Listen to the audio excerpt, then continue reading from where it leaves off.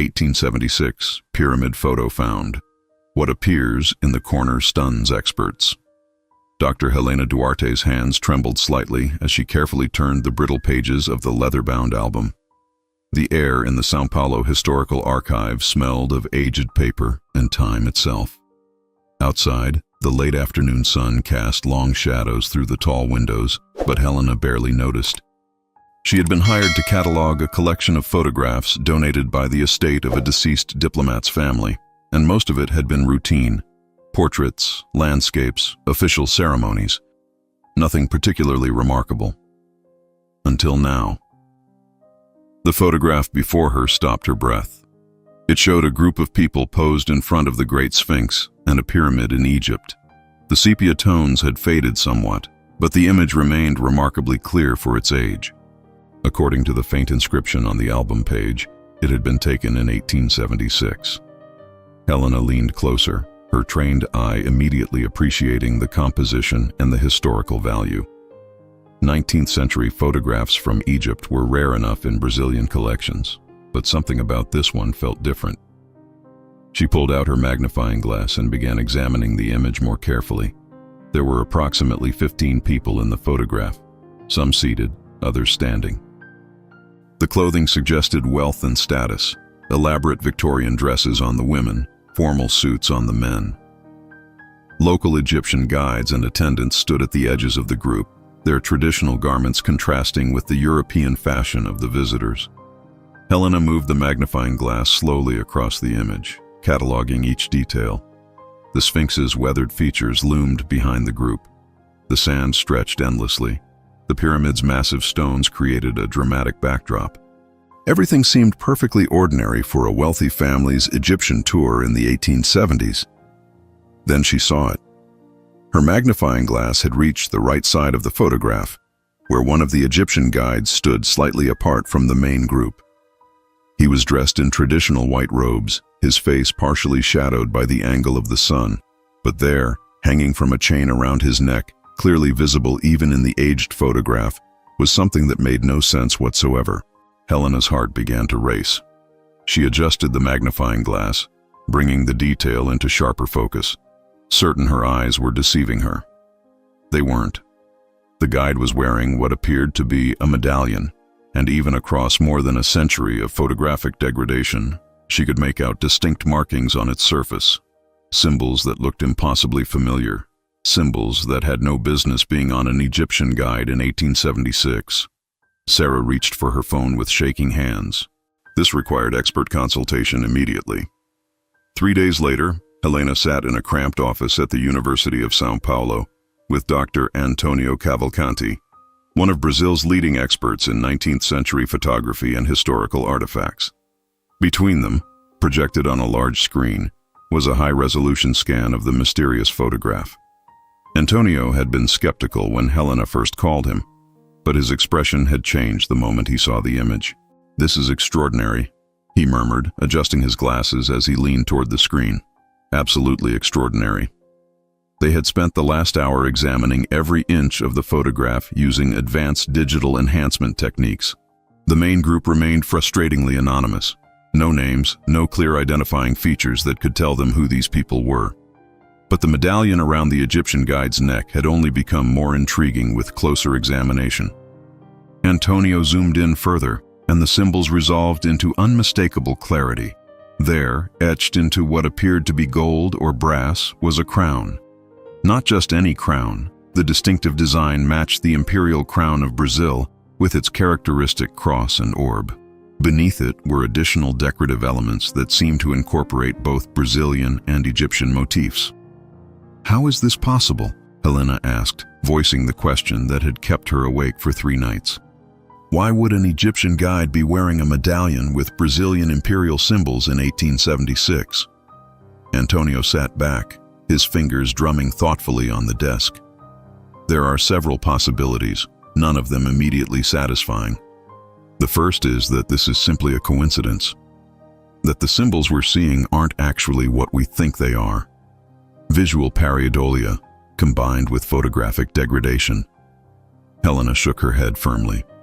I considered that. But look at the clarity of the engraving. Even accounting for age and damage, those are deliberate designs. This was crafted with intention. Agreed, Antonio said, leaning forward again. Which brings us to more complicated explanations. Could this be a forgery? A photograph doctored or staged much later than 1876? They had already considered this angle extensively. Helena had brought the original album, and Antonio had examined it under specialized lighting. The paper stock, the albumin print process, the chemical composition of the ink used for the date inscription.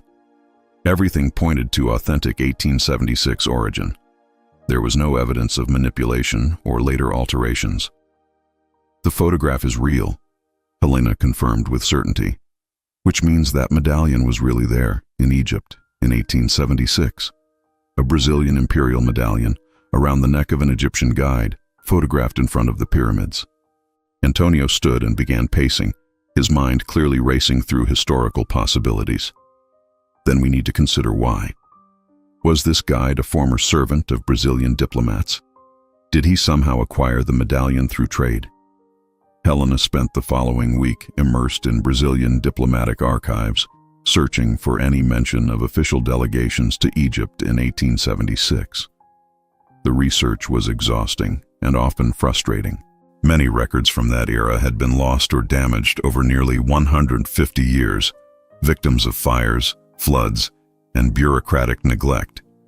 But Antonio had connections throughout Brazil's network of historical institutions, and slowly, fragments began to emerge. On a humid Thursday morning, Helena received a call that made her nearly drop her coffee. A colleague at the National Library in Rio de Janeiro had found something. A brief diary entry from a Brazilian consul stationed in Cairo in 1876. The entry was tantalizingly vague. Received word of important visitors from home. Preparations underway for their tour of antiquities. Discretion requested. Discretion requested, Helena repeated to Antonio when they met that afternoon in his office. The words hung in the air between them, heavy with implication. Why would a Brazilian diplomatic visit require discretion? Antonio had been thinking about exactly this question. The 1870s were politically tumultuous for Brazil.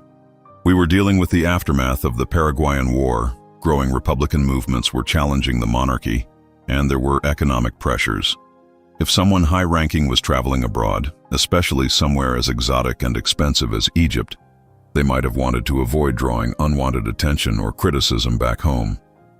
It made sense, but it didn't answer their central question about the medallion. Helena decided to approach the problem from a different angle. She began researching the medallion itself, studying what its design and craftsmanship could reveal about its origins and purpose. She contacted Dr. Mariana Costa, a specialist in Brazilian imperial regalia at the Museum of the Republic in Rio de Janeiro.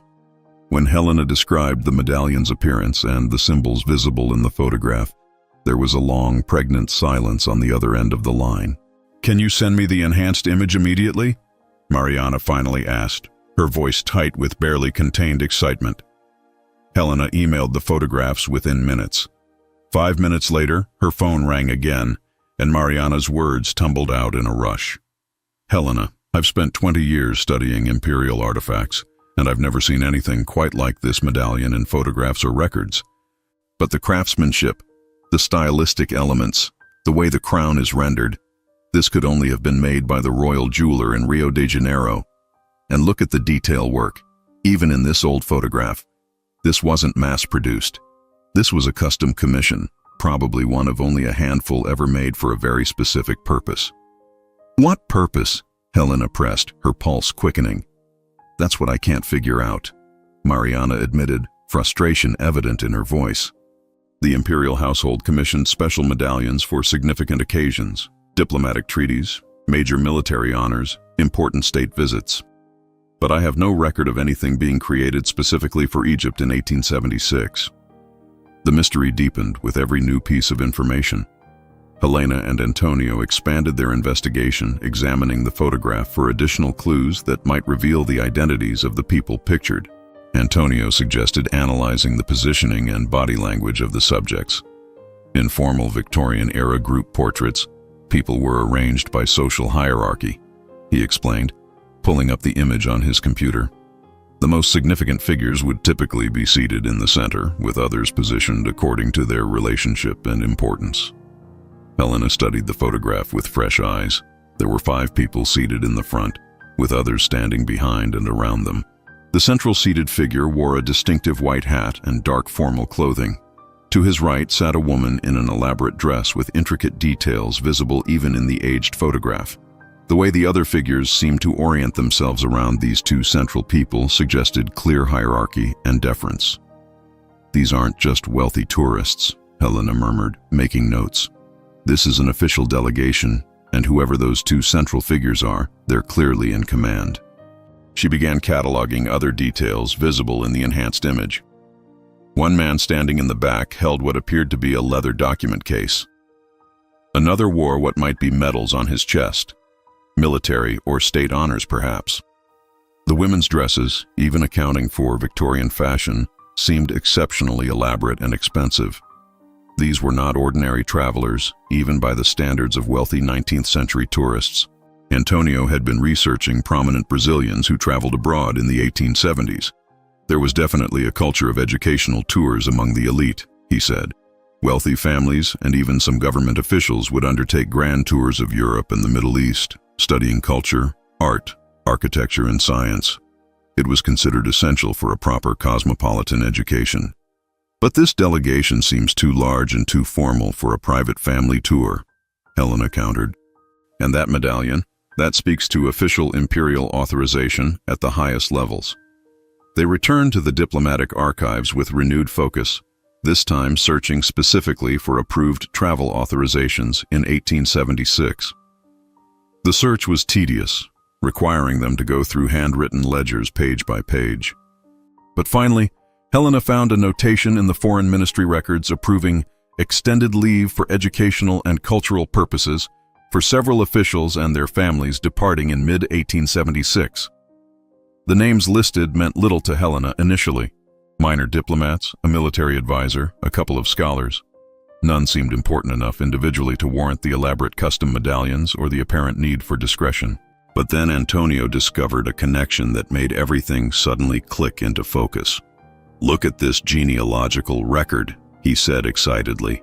One of these officials was married into a family with direct ties to the imperial household. Very direct ties. Helena felt electricity run through her. They were close to something significant. She could feel it. The breakthrough came during a visit to the Imperial Museum in Petropolis. Helena and Antonio met with Dr. Joaquim Ribeiro, the museum's chief curator, a man whose knowledge of imperial history was encyclopedic. Helena showed him the enhanced photograph, pointing out the decoration barely visible on the central figure's jacket. Joaquim studied the image carefully, then his expression changed completely. He looked up at them with something between surprise and reverence in his eyes. "Where exactly did you find this?" he asked quietly. "A donated archive," Helena said. "Why? Do you recognize something?" Instead of answering directly, Joaquim walked to a display case containing formal imperial regalia. He pointed to a specific star-shaped medal, the Order of the Rose, the highest honor of the Brazilian Empire, awarded personally by the emperor to those of exceptional service. Helena's breath caught. And in 1876, who would have worn that? Joaquim turned to face them fully. Only a select few dozen people in the entire empire, but combined with everything else, the white hat, the central position, the apparent age of the man in your photograph. He paused, then walked to a large portrait on the wall. Emperor Pedro II made 2 documented trips to Egypt in 1871 and 1876. But the 1876 journey has always been somewhat mysterious in the historical record. Helena looked at the portrait, then at the photograph, then back again. Her hands began to shake as the realization hit her. The beard, the bearing, the age, the positioning, everything aligned. "This man in the photograph," she whispered.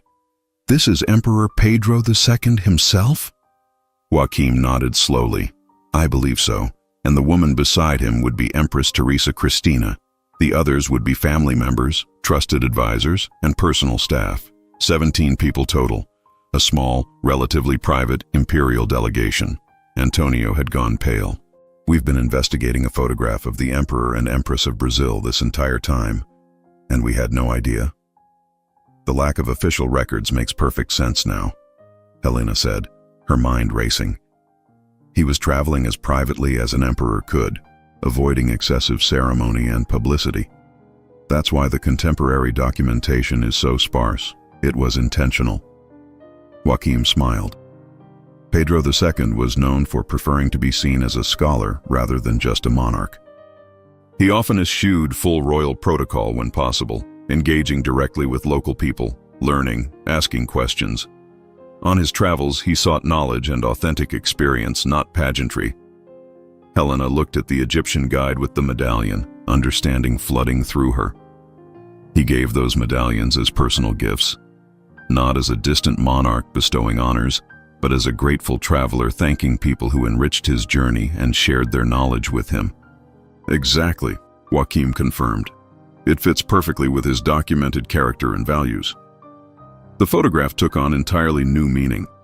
This wasn't just a historical document, it was an intimate glimpse of an emperor as he wished to be seen. A man of learning sitting in the Egyptian sand, exploring ancient wonders with curiosity and humility. With the emperor's identity confirmed, Helena's research transformed into something deeper. She wasn't just documenting a photograph anymore. She was uncovering a deliberately quiet chapter of Brazilian imperial history and revealing the human connections at its heart. Antonio found additional evidence in contemporary accounts. A French diplomat's letter from Cairo in July 1876 mentioned the Brazilian sovereign departing after an enlightening week, noting he traveled with minimal escort, preferring intimacy to pageantry. An Egyptian newspaper briefly mentioned foreign dignitaries visiting the pyramids. Each small reference added weight to their conclusion, but Helena became particularly interested in the Egyptian guide who had received the imperial medallion. She contacted colleagues at Cairo University, sending them the photograph and asking if they could help trace what might have become of the medallion or identify the guide's descendants. The response came 3 weeks later from Dr. Yasmin El Sayed, a professor of Egyptian history. Identifying individuals from 1876 is extremely difficult, she wrote, but I found something remarkable. A prominent Cairo guide family's oral history mentions an ancestor who received a foreign medal from a king from across the ocean, who asked endless questions about Egyptian history and treated him with great respect. Helena's heart raced, reading further. The family had lost track of the physical medallion generations ago, but the story persisted. According to their oral tradition, the guide had treasured the medallion so deeply that it was buried with him when he died in 1903, his most prized possession, valued not for its monetary worth, but for the respect and recognition it represented. This is what makes history come alive, Antonio said when Helena shared the news. Not just dates and official records, but these human moments of genuine connection across cultures and social classes. Helena began writing their findings into a formal academic paper, but she also started envisioning something more public, an exhibition that would tell this complete story. The photograph deserved to be seen and understood in its full context. An emperor's private journey, the custom medallions created as gifts, the people who facilitated his exploration, and the lasting impact of those brief encounters. The São Paulo Historical Archive enthusiastically supported the idea, as did the Imperial Museum in Petropolis. Planning began for a joint exhibition to debut in 6 months. Helena reached out again to Dr. Yasmin. Would the descendant family be interested in participating? Perhaps sharing their oral history and their ancestors' experience? The response was immediate and deeply positive. The family felt honored that their ancestors' story would be preserved and shared as part of this larger historical narrative. They had photos, documents, and family stories to contribute. As preparations continued, Helena reflected on how one mysterious detail had opened an entire hidden world. The exhibition planning consumed the next 3 months. Helena coordinated with museums, historians, and archivists across 3 continents, gathering materials that would tell the complete story. Every element needed to serve the narrative, the photograph itself as the centerpiece, but also context that made its significance clear. Antonio focused on creating a timeline of Pedro II's 1876 journey, tracking his movements through diplomatic correspondence, hotel records, and newspaper mentions. He spent 3 weeks in Egypt total, Antonio reported. Cairo, Luxor, the pyramids, Abu Simbel. He met with archaeologists, local scholars, religious leaders. Everywhere he went, he asked questions and took notes. They obtained permission to display some of Pedro II's personal journals from that trip, preserved in the Imperial Museum's collection. His handwriting filled pages with observations about Egyptian architecture, detailed sketches of hieroglyphics, and reflections on the connections between ancient civilizations. One entry particularly moved Helena. Met today with a local guide of extraordinary knowledge. His understanding of these ancient monuments puts many European scholars to shame. Presented him with a token of gratitude, inadequate repayment for the wisdom he shared. That token of gratitude was almost certainly the medallion visible in the photograph. Dr. Yasmin sent materials from Cairo, photographs of the guide's descendants, transcriptions of their oral histories, and historical context about Cairo's guide community in the 1870s. One elderly family member had been interviewed, recounting stories passed down through generations about the scholar king who treated their ancestor as an equal and a teacher. The exhibition structure began to take shape. The first section would present the photograph as Helena had first encountered it, mysterious and unexplained. The second section would walk visitors through the investigation, showing how each clue led to new questions. The third section would reveal the emperor's identity and explain the historical context. The final section would focus on the human connections, the medallion, the guide's family, and the lasting impact of those brief encounters in 1876. Mariana from the Museum of the Republic contributed detailed information about imperial medallions and their significance. These weren't just expensive gifts, she explained in a video interview they recorded for the exhibition. They represented personal recognition from the emperor himself. To receive one meant your service, your knowledge, or your character had made a genuine impression on him. Helena also wanted to address why this trip had left such sparse official records. A political historian helped her understand the context. Pedro II faced growing criticism in Brazil about the cost and frequency of his travels. By keeping the 1876 Egypt trip relatively quiet, he avoided political complications while still pursuing his passion for learning. It wasn't deception, the historian emphasized. It was discretion. He didn't hide the trip, but he didn't publicize it either. 4 months into exhibition planning, Helena received an unexpected email that would add a profoundly personal dimension to the project. It came from a woman named Beatriz, who lived in Petropolis and had read a newspaper article about Helena's research. "I believe my great-great-grandfather may be in your photograph," Beatrice wrote. He served as personal secretary to the imperial family and accompanied them on several trips abroad. Family records indicate he was in Egypt in 1876. Helena's pulse quickened as she read. Beatrice attached several documents, a faded letter her ancestor had written from Cairo, a passport stamp from Alexandria, and a small daguerreotype photograph. Helena compared the daguerreotype to the figures in the pyramid photograph and found a match.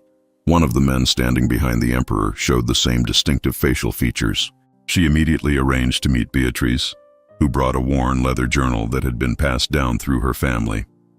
"I've read it many times," Beatrice said, carefully opening the fragile pages, "but I never fully understood its significance until I read about your discovery." The journal entries from Egypt were detailed and vivid. Beatrice's ancestor described the journey up the Nile, the emperor's insatiable curiosity about everything they encountered, and the empress's quiet dignity and kindness. One entry particularly stood out. His Majesty spent 2 hours today in conversation with an Egyptian guide, discussing the astronomical alignments of the pyramids. I have never seen him so animated. Before we departed, he presented the man with one of the medallions specially commissioned for this journey, a gesture that clearly moved the recipient deeply. Helena felt tears pricking her eyes. Here was a first-hand account of the moment the medallion was given, written by someone who had witnessed it. "Would you be willing to let us display this journal in the exhibition?" she asked, "and perhaps share your family's story?" Beatrice nodded. "My ancestor wrote these words so that someone someday would understand what he witnessed. I think he'd be honored to have his observations finally appreciated." The journal became a centerpiece of the exhibition's narrative. It provided intimate details that official records never captured. The emperor's humor, the empress's interest in local textiles, the camaraderie among the traveling party, and the genuine respect they showed to everyone they encountered, regardless of social position. Antonio was particularly excited about another detail Beatrice's ancestor had recorded. The medallions were created by Senor Oliveira, the royal jeweler, who worked for 3 months perfecting the design. His Majesty insisted they incorporate both Brazilian and Egyptian symbols, representing the meeting of two ancient civilizations. This explained the unique design Helena had first noticed. It wasn't just a Brazilian imperial medallion, but a specially created symbol of cultural exchange and mutual respect. As the exhibition date approached, more descendants came forward. A woman from Rio de Janeiro discovered that her ancestor had been the military advisor visible in the photograph. A man from Bahia realized his great-great-grandmother had been one of the Empress's ladies-in-waiting on the trip. Each new voice added depth and texture to the story. The exhibition opened on a warm October evening at the São Paulo Historical Archive. Helena stood nervously near the entrance, watching as visitors began to arrive. The space had been transformed. The walls displayed the photograph in various sizes and enhancement levels, alongside historical documents, journal entries, and explanatory panels that walked viewers through the investigation step by step. The centerpiece was a large, illuminated display of the photograph itself, with interactive elements that allowed visitors to zoom in on details just as Helena had done with her magnifying glass months earlier. When they focused on the medallion, a screen would display enhanced images and explain its significance. Dr. Yasmin had traveled from Cairo with 3 members of the Egyptian guide's family. They stood before a panel featuring their ancestor's story, visibly moved to see him honored in this way. One elderly man, the guide's great-great-grandson, kept touching the photograph gently, as if he could reach back through time. "We always knew the story," he said through a translator, speaking to the gathered crowd during the opening remarks. "But we never imagined anyone beyond our family would care. To see our ancestor remembered here, to understand that what he did mattered enough that people still want to know about it. This honors not just him, but all our family." Beatrice was there too, along with the other descendants who had come forward. They had formed an unexpected community, connected by this shared history they had never known they had. They exchanged contact information, compared family documents, and marveled at how a single photograph had brought them together across generations and continents. Antonio gave a short presentation about the investigation process, explaining how each clue had led to new questions and ultimately to the revelation of the emperor's identity. "History isn't just about famous people and major events," he concluded. "It's about moments of human connection, about how people from different worlds find common ground, and about how those brief encounters can echo through generations." Helena spoke last, her voice shaking slightly with emotion. "When I first saw this photograph, I saw only a mystery, an impossible detail that needed explanation. But what I found was so much richer than I could have imagined. I found a story about curiosity, respect, and the bridges that can be built between cultures when people approach each other with openness and genuine interest." She gestured to the photograph. Emperor Pedro II could have toured Egypt surrounded by ceremony and formality, seeing only what officials wanted him to see. Instead, he chose to travel simply, to listen and learn from people like the guide who wears that medallion. That choice, that approach to the world, tells us something important about who he was beyond his title. The crowd applauded, and then visitors began moving through the exhibition at their own pace. 3 months after the exhibition opened, Helena sat in her office reviewing the visitor feedback forms. The response had exceeded every expectation. Thousands of people had come to see the photograph and learn its story. Teachers brought school groups. History enthusiasts traveled from other states. International media had covered the discovery. But the comments that moved Helena most weren't about the emperor or the historical significance. They were about the human elements. The guide who treasured his medallion, the descendants who discovered connections to this forgotten journey, the simple act of one person recognizing and honoring another's knowledge and humanity. One visitor wrote, "I came expecting to see something about Brazilian royalty. Instead, I learned that titles matter less than how we treat each other." Another commented, "This photograph shows us that the best of history isn't always in the official records. Sometimes it's in these quiet moments of respect and connection that people remembered and passed down because they mattered." The exhibition had been extended twice due to popular demand. Plans were underway to create a traveling version that would visit Rio de Janeiro, Petropolis, and eventually Cairo, allowing even more people to encounter this story.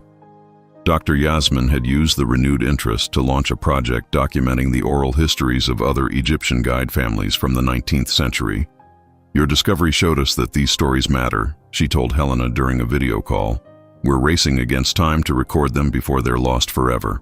Beatriz and the other Brazilian descendants had formed a historical society dedicated to researching and preserving family histories connected to the imperial era. They met monthly, sharing documents and stories, helping each other piece together their ancestors' lives. For Helena, the most profound moment came when she received a letter from a young woman in Cairo, a direct descendant of the guide in the photograph. She was studying history at university, inspired by her ancestor's story. "I always knew my great-great-great-grandfather had been a guide," she wrote, "but I thought that was all he was, just someone who showed tourists around. Now I understand he was a teacher, a scholar in his own right, someone whose knowledge was valued by an emperor. That changes how I see not just him, but myself and what I might accomplish." Helena read the letter twice, then carefully filed it with the other project materials. This was why history mattered, not just to preserve the past, but to illuminate the present and inspire the future. She looked at the photograph on her wall, the image that had started as a mystery and become a window into human connection across time and culture.